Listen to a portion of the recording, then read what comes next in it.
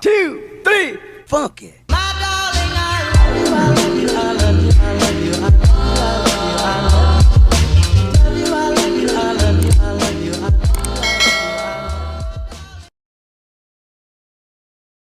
Hey you guys, welcome back to the channel, and I hope you guys are having a good day. In today's video, I'm going to be going over just some formulas for sound waves, or just the whole wave unit, and we're going to be going over some important stuff that you should know from like my lab and stuff. So let's get into this. This is basically part 2 to like the whole review for this unit. So yes, we did this, the one at the top, in the last video if you want to look at that, but this is this video. So we're going over formulas, then the lab, so let's do that. So see the period. So if you're trying to find period, you do 1 over frequency. If you're trying to find frequency, you do 1 over t, which is the period. So that's that. If you're trying to find the velocity of sound, your equation would be 331 meters per second, which is going to be a staple, plus 0.6, which is also a staple because that's the number that it moves above or below 0 degrees Celsius. So if I were to be at 0 degrees Celsius, I guess it would be 0.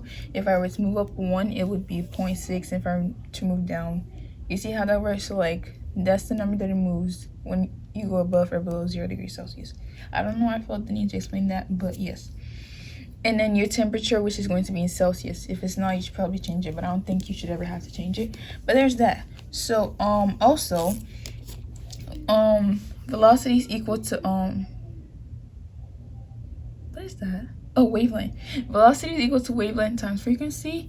Wavelength is equal to velocity divided by frequency, and frequency is equal to velocity divided by wavelength. Cool. I just want to make sure that you guys understand how to put this in your calculator so you don't mess up. So let's do that. So let's say they give you a temperature of 79 degrees Celsius, so 331 plus 0.6, oops, that's a negative, 0.6 times 79. Your answer would be 378.4. That's just how that works. So you just plug in that, make sure it's in parentheses, and you're good to go. Also, if you were given a problem that's like, I don't know, let's say the speed, the velocity was 1.3 times 10 to the 4th power. So basically what I'm trying to get at is how you plug in the times 10 to the 4th power, whatever. So I don't know, let's say you had 1.3 times 10 to the 4th power. 1.3, you go second, comma, give you 1e, and then you put whatever number is after the 10, so whatever the 10 is raised to, because your e serves as the x10. So 1.3 times 10 to the 4th power, you just leave it like that. Okay, so that's how you do that, and divided by 3, I guess, I don't know, and that's your answer, 4.3. You see how that works? Like 1.3 times 10 to the 4th power, just put the e and then the exponent. So yeah, that's how you plug that in case you have to. And that is it for formulas. Let's get on with the lab and facts and stuff like that. So just some important facts to know, relationships and stuff like that. If you have a higher frequency, that means you're going to have faster particles that are oscillating. Give me a second to look up what that means. Okay, cool. I looked up what oscillate means, and basically it's basically just like the particles moving fro. What does it even mean? It means it's moving to and fro like a pendulum. So basically we know that the way sound waves work is that you're going to have a disturbance or something that vibrates, and it's going to disturb the particles.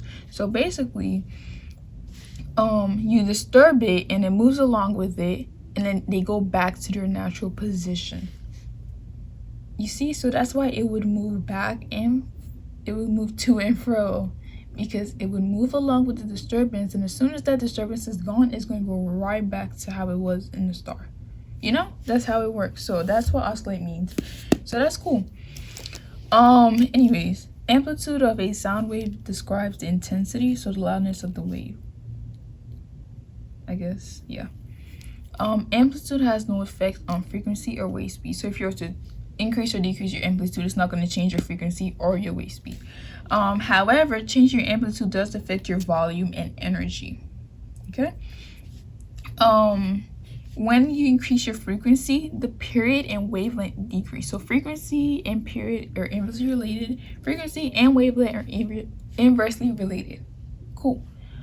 Changing your wave speed will change your wavelength. I don't know the relationship. I don't know if they're directly related or inversely, but I do know that they affect one another. So yeah, there's that. Changing amplitude, I already said that, sorry.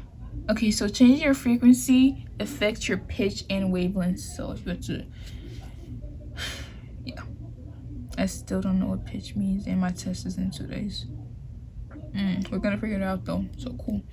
I don't know how frequency and wavelength works though, because if you were to have more waves moving at a time, like per minute, your wavelength will be shorter. So you increase your frequency, shorter wavelength, inversely related. Bam. Okay, but the properties of your medium is the main factor that affects the speed of your sound wave. Let's think of it this way: you have a solid, liquid, and gas. Solid is more closely packed. The particles in them are closer together and bunched up. In the air or gas, I guess, they're more spread apart. They go crazy. So it will be harder to get the energy from one place to another.